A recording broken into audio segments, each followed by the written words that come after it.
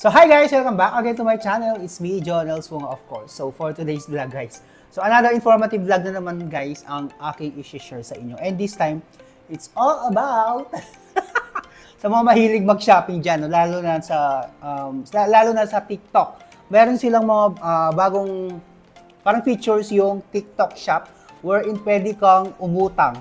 Halimbawa, wala ka pang pera, di ba? Pwede kang bumili ng isang certain item or product dun sa TikTok shop and pwede mo siyang bayaran the next month. Yan. Kumbaga meron siyang 1 month na palugit. Tapos, halimbawa naman, kung meron kang item na bibilhin na medyo malaki yung value ng price, medyo mahal, pricey, pwede mong hati-hatiin yung pagbabayad mo using yung tinatawag natin na TikTok Pay Later. Para siyang if may idea kayo sa guys, sa Shopee SPay Later, ganun din siya guys. Kumbaga, pwede kang bumili ng isang item na pwede mo siyang bayaran monthly or pwede mo siyang bayaran via installment basis. So, ayan. May gusto kayo or may kailangan kayong isang item, wala pa yung sahod nyo, pwede nyo siyang bilhin using this TikTok Pay Later. And then, babayaran nyo na lang pagdating ng inyong sahod. Diba? Very convenient. So, tuturo ko lang sa inyo kung paano yung step-by-step procedure. Paano pag-apply nitong TikTok Pay Later, okay? Okay guys, ang una natin gagawin is, of course, punta tayo dito sa ating TikTok shops. I-screen record ko na lang dito para di kayo mahirap. Buksan nyo lang yung TikTok app nyo. Yan. And then, dito sa may shop, dito sa may bandang lower part, meron kayong makikitang icon na shop. Click nyo lang yon and then, punta kayo dun sa may upper part, which is yung Pay Later. So yun guys, once na na-open nyo na yung TikTok Pay Later, may nakasulat dito, sabi, activate in one more step. Kasi guys, yung TikTok Pay Later, kumbaga ang first step nito is bibigay mo muna yung personal number mo na ginamit mo sa pag-activate ng iyong TikTok account. Yun yung i-apply mo dito sa TikTok Pay Later. So sa akin kasi guys, hindi ko lang siya na-record, pero yung step 1 is nagawa ko na, yung verify your phone number. Nabigay ko na sa kanila yung phone number ko and then magbibigay sila ng message dun sa number na binigay sa inyo na kumbaga na-activate na siya. And then, punta na tayo dito sa may step 2, yung add your information. Sabi dito, get limit up to 50,000 pesos. Meron siyang installment basis daw na up to 12 months. So, not necessarily pag sinabi 12 months, 12 months mo siyang babayaran. So kumbaga, lang to, up to 12 months. So, ibig sabihin, 1 year or 12 months yung tagal. Kumbaga, dun lang malilimit yung tagal ng inyong pagbabayad. Pero pwede kang magbayad in advance. Kung gusto mo, halimbawa, 1 buwan lang, 2 buwan lang. Kumbaga, the more na matagal ka magbayad, matagal yung mode of payment mo, the more na mataas yung value ng kanilang interest. So, much better if maaga nyong mababayad or maaga nyong matatapos ang inyong payment.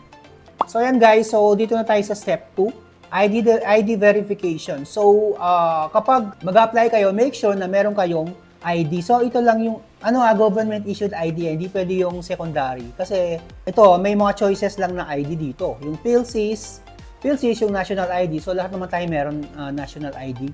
Yung PRC ID, driver's license, passport, UMID, and SSS. So, yun lang yung recommended na ID ng TikTok. No? So, wala siyang pwedeng ibang ID na paggamitan. So, sa mga magtatanong, ito lang, 6 IDs lang, government-issued IDs lang ang tinatanggap ng TikTok. Then, sabi dito, your information will be securely processed and used only to verify your identity. So, hindi makakalabas yung mga personal information natin na ibinibigay dito sa TikTok. So, proceed na tayo guys. So, meron akong PhilSys ID. So, yan. Kailangan naka-ready na yung mga ID nyo. Ayan, get your ID card ready. You'll capture the front and back of the ID. Yan. Tapos sabi, no crop, no blur, and no glare. So, please avoid using photocopied or printed ID, expired ID. Kasi yung photocopy, hindi malinaw yun eh. Much better if yung original ID. So, ayan. Click lang natin tong I consent and then click next. So, ayan na guys. Place the front ID within the frame. So, pipicture lang na natin yung ID natin.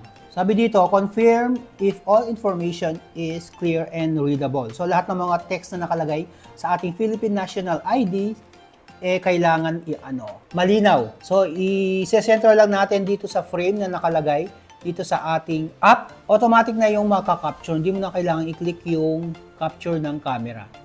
So ayan guys, uploading na yung ating ID. Ayan, sabi dito, your ID details have been added automatically. Review and ensure they are correct. So ayan guys, no, meron na pala siyang details dito sa TikTok.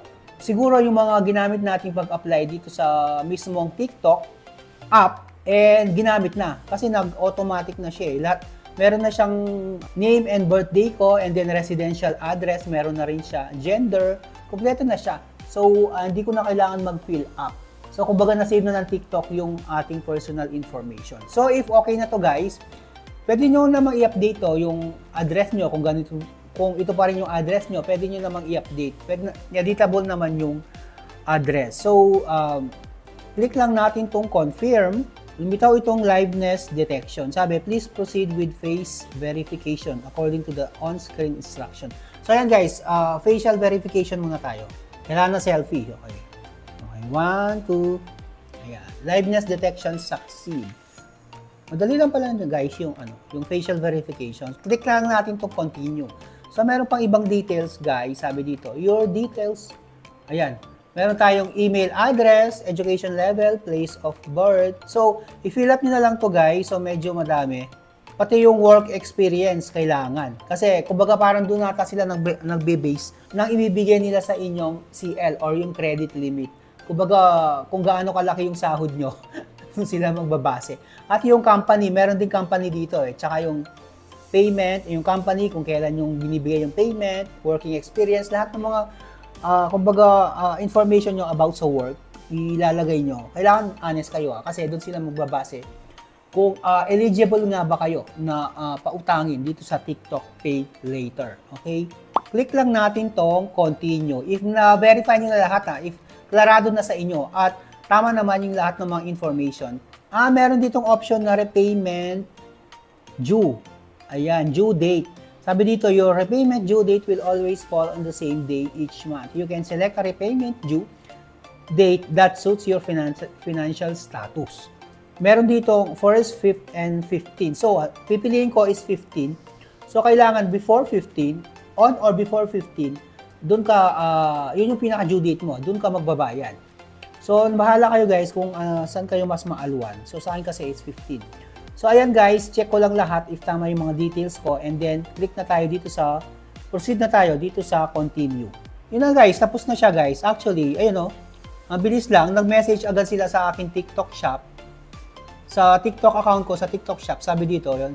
Your approved TikTok Pay Later credit is 10,000 pesos. Start shopping now. So, ayan guys, 10,000, na-approve na yung 10,000 pesos ko.